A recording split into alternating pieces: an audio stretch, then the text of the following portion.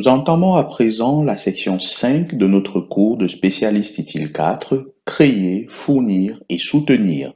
Bienvenue. Cette section nous aidera à comprendre comment mettre en place un flux de valeur pour soutenir un service en direct et quelles pratiques pertinentes utiles peuvent y contribuer. Cette section s'intitule Flux de valeur et pratiques pour soutenir un service en direct. Cette section couvre les objectifs 2.3 et 2.4 du syllabus du CDR comme énoncé ici. Objectif 2.3, comprendre comment utiliser un flux de valeur pour fournir du support aux utilisateurs. Nous rappelons que nous sommes sur du niveau de difficulté 3 et que vous pouvez vous attendre à 3 questions à l'examen sur cet objectif. Objectif 2.4, savoir comment 6 pratiques utiles contribuent au flux de valeur pour le support aux utilisateurs.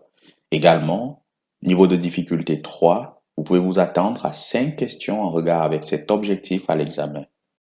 Commençons tout de suite par l'objectif 2.3. Il s'agit ici de comprendre comment utiliser un flux de valeur pour fournir du support aux utilisateurs. Nous rappelons que le niveau de difficulté 3 ou BL3 est un niveau d'application. Vous devez donc non seulement comprendre les concepts abordés, mais pouvoir les appliquer. La session précédente, la session 4, nous ayant fourni suffisamment de rappels sur les flux de valeur, nous abordons ici directement le cas d'un flux de valeur pour du support en direct. On parle d'assistance aux utilisateurs. Les 3 éléments mentionnés sur cette diapositive doivent faire l'objet d'une considération particulière avant d'examiner le flux de valeur proprement dit. Il s'agit des parties prenantes de la valeur et de comment gérer le travail. Tout d'abord, nous devons bien comprendre qui sont les parties prenantes dans la chaîne de valeur. Comme il s'agit d'un flux de valeur pour le soutien aux utilisateurs, les utilisateurs devraient être en tête de liste suivis des équipes de soutien. Chaque organisation aura sa propre liste de parties prenantes et pourra les identifier comme ayant des niveaux variables de criticité ou d'importance pour la chaîne de valeur. Comme il s'agit d'un flux de valeur en cours de conception, il est également important de définir exactement quelle est cette valeur. Il peut s'agir d'une réduction des coûts ou des risques, de l'amélioration de l'image de marque ou encore des utilisateurs plus productifs, et la liste est longue. Troisièmement, le format et le contenu réel de ce flux de valeur dépendront de la structure de l'organisation du fournisseur de services, des équipes qui doivent fournir une assistance et du canal de communication utilisé par les utilisateurs pour demander cette assistance. Quel type de centre de service existe-t-il? Comment les équipes de support technique sont-elles distribuées, constituées? Comment le travail est-il transféré entre les équipes?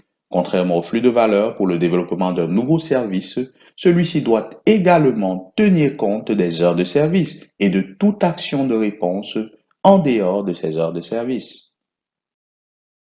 Et bien sûr, nous abordons le modèle du flux de valeur pour le support aux utilisateurs. Ce modèle nous permet d'illustrer une fois de plus, si besoin est, la différence fondamentale entre le flux de valeur et la chaîne de valeur. On le rappelle, une chaîne de valeur est une série d'étapes qu'une organisation entreprend pour créer et fournir des produits et services aux consommateurs. Les étapes sont énoncées ici: impliquer, conception et transition, obtenir, construire, fournir et soutenir, planifier, améliorer, et bien sûr, tout commence par la demande pour aboutir à la valeur. Un flux de valeur, quant à lui, est mis en place pour répondre à une situation particulière. Dans notre cas, cette situation concerne un utilisateur qui contacte le support. Le flux de valeur correspond donc à un scénario spécifique. Dans cette situation particulière d'un utilisateur qui contacte le support, le flux de valeur montre comment les activités se déroulent tout au long de la chaîne de valeur. Il va pour cela utiliser une partie ou la totalité des éléments de la chaîne de valeur, et ce dans un ordre spécifique à son scénario. Dans notre cas, nous avons la demande. L'utilisateur va saisir le centre de service pour une assistante. Le flux de valeur du support utilisateur dans ce scénario précis va donc utiliser les activités suivantes de la chaîne de valeur et dans cet ordre. Premièrement, impliquer, accuser réception et enregistrer la requête de l'utilisateur. Deuxièmement, fournir et soutenir. Il faut investiguer, classifier en tant qu'incident et tenter une résolution. Troisièmement, obtenir, construire. obtenir un correctif de l'équipe spécialisée. Et quatrièmement, conception et transition, déployer le correctif ainsi obtenu. Cinquièmement, fournir et soutenir.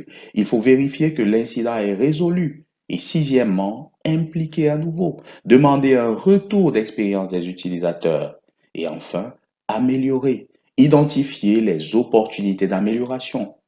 Analysons à présent chaque étape de ce flux de valeur. Première étape, impliquer. Ici, on n'est pas sûr qu'il s'agisse d'un incident ou simplement d'une requête. Il faut donc que l'organisation s'implique auprès de l'utilisateur pour recueillir plus de détails. Deux pratiques très complémentaires sont utiles ici. La pratique de la gestion du catalogue de services et la pratique du centre de services, évidemment. Le but de la pratique de gestion du catalogue des services, on le rappelle, consiste à fournir une source unique d'informations cohérentes sur l'ensemble des services et offres de services et à s'assurer qu'elle est disponible pour le public ciblé. La pratique du centre de service, quant à elle, a pour but de capter la demande de résolution des incidents et les demandes de service. Elle doit également être le point d'entrée et le point de contact unique. Vous vous rappelez, on a parlé de SPOC, Single Point of Contact, le point de contact unique pour le fournisseur de service avec tous ses utilisateurs. Le centre de service va se servir du catalogue de services pour catégoriser et classifier l'incident en répondant à cette question. Quel est le service touché par l'incident? À présent, la deuxième étape, fournir et soutenir.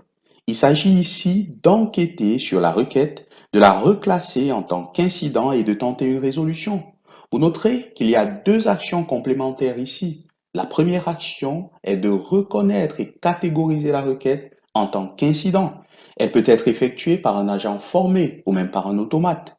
La deuxième action, tenter d'identifier rapidement et d'appliquer un correctif connu, peut se faire à l'aide de scripts ou d'un flux de travail. Le support utilisateur peut se terminer ici si l'incident est corrigé. On pourra passer directement aux étapes 6 et 7 pour les retours d'informations à vue de l'amélioration continue. Les pratiques pouvant contribuer sont la gestion de la configuration des services afin de disposer d'informations exactes et fiables sur la configuration des services et sur les éléments de configuration qui les soutiennent. La gestion des incidents dans la tentative de résolution afin de réduire l'impact négatif de l'incident en restaurant l'exploitation normale des services aussi rapidement que possible. La gestion des connaissances pour la capture et la mise à jour des bases de connaissances. Ces bases de connaissances sont bien sûr relatives aux incidents et à leur résolution. La surveillance et la gestion des événements afin d'identifier et de prioriser les changements éventuels résultant de l'incident comme des événements et d'établir une réponse appropriée. Le centre de service en tant que point de contact unique, centre de communication avec l'utilisateur et la gestion des niveaux de service afin d'évaluer le niveau de dégradation du service concerné et par rapport aux accords sur les niveaux de service, les SLA, de déterminer l'ampleur des correctifs à apporter.